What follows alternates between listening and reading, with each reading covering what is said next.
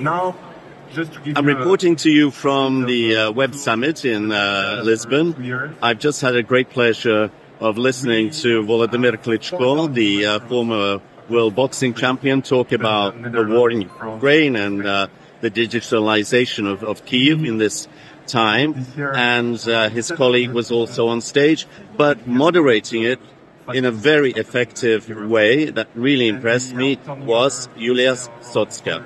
Please introduce yourself, Julia. Thank you, Bohdan, for that introduction. I'm Julia Sotska. I'm the Chief Brand and Communications Officer at E7, which is a marketing agency that works with top pharma. I am a former editor-in-chief of Ukraine Today, deputy news director at 1+1 Media, news editor and producer at CTV News Channel Canada. And I detect not a purely Ukrainian accent there. As I mentioned, CTV News Channel Canada, I was born in Ukraine but raised in Toronto. I moved back to Kyiv about 7 years ago. It's the Toronto. It's the Toronto, that's how you say it. Yes, hey. Look, the takeaways today. I thought you did a very impressive job, but you watching the audience and the responses from your speakers, were you satisfied? Absolutely. I think we got to cover the fact that the war is still happening. It's still active warfare, but despite that, Ukrainian population is very resilient. Ukrainian population is very innovative, and the tech industry is growing. And it's what otherwise seems a very chaotic and uncertain situation. And Klitschko himself was very impressive. Absolutely. He gave very strong answers, but also inspiring answers. I feel like the audience, you asked me about the audience, I feel like the crowd responded to his motivational aspect of the answers that he was giving to my questions. I saw people move to tears. In fact, when you mentioned that sirens were going off in Kyiv at that moment and that your child was at risk and needed to get to a shelter, that had a very strong impact. It brought home the realities. Did you feel that? Absolutely, but I had to mention it because Volodymyr actually brought up the fact that kids are going to school and the war is happening and we need to focus on education. And at that time, right before we took to the stage, my phone did buzz and I did get a message from my child's kindergarten teacher saying that they're going to a bomb shelter. So I felt like it was something that needed to be mentioned to the audience. You're also appearing at other sessions. What else are you doing?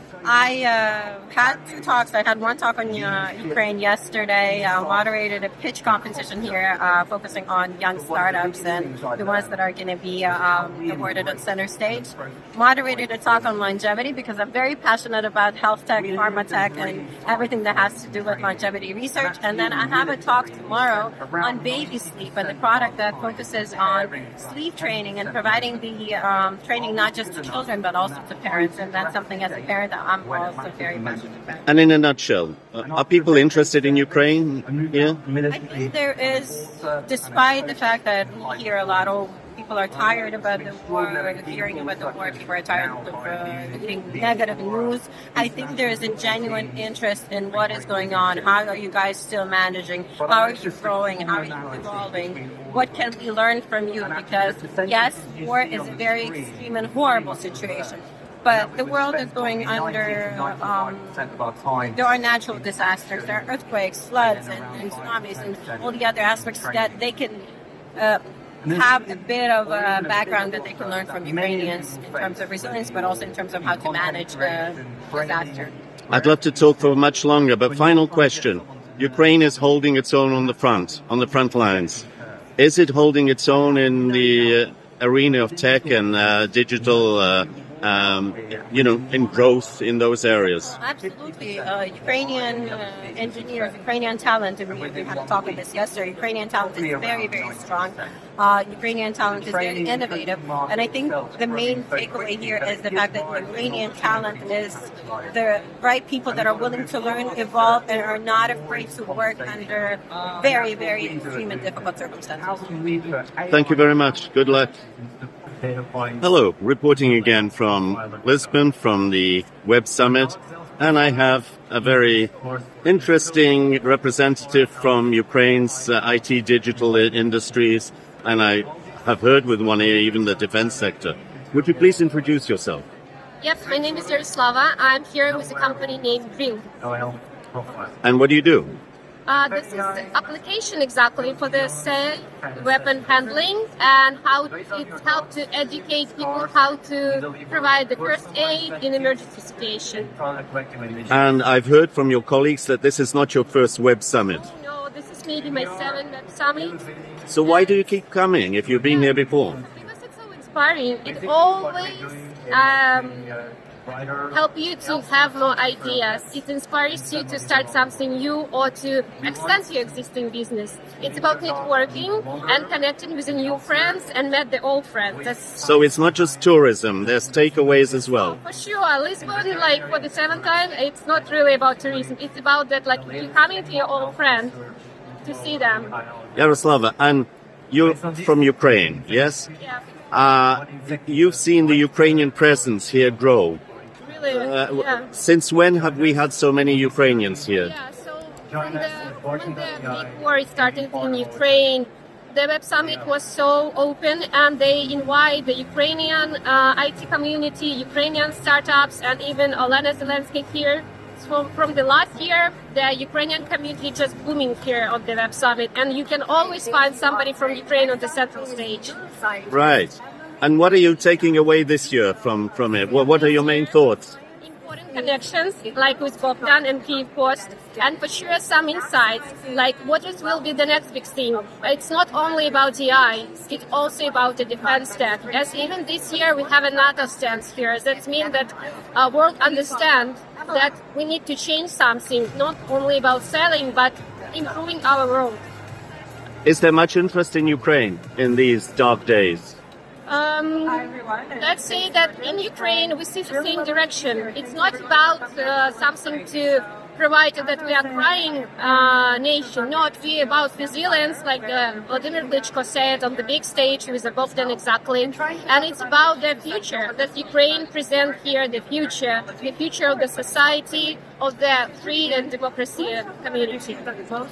Okay, wish you a good, safe journey back and good, creative, successful work back in Ukraine. Thank you so much.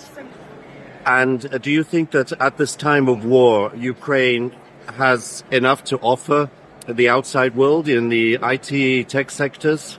Yes, I feel this situation, unfortunately a horrible one, made us stronger. It shows how you can deal with the unpredictable situation, dangerous situation, and it shows a courage how you can fight for your company and for your country.